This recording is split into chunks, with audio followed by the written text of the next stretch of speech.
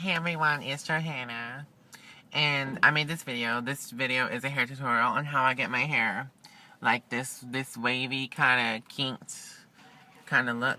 I really like it, and when I was looking at videos on how to get this kind of style, I didn't really see a whole lot of videos about it. Like, there was like one or two, but they wouldn't really explain it. Like, but it's not really hard. I recorded me doing it last night and then me taking them out this morning, but I didn't talk in either of the videos because my family was asleep while I made both of them, so I didn't want to wake them up talking, so that's why I'm talking here at the end, or in the middle or whatever, or whenever I put this video in.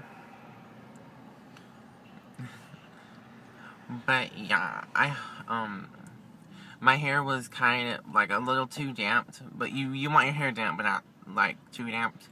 My hair was a little bit too damp, like right up the base, and it didn't dry on my right side, so my right side didn't turn out as kinky as my left side did. That's why I did this kind of style today, to kind of disguise it.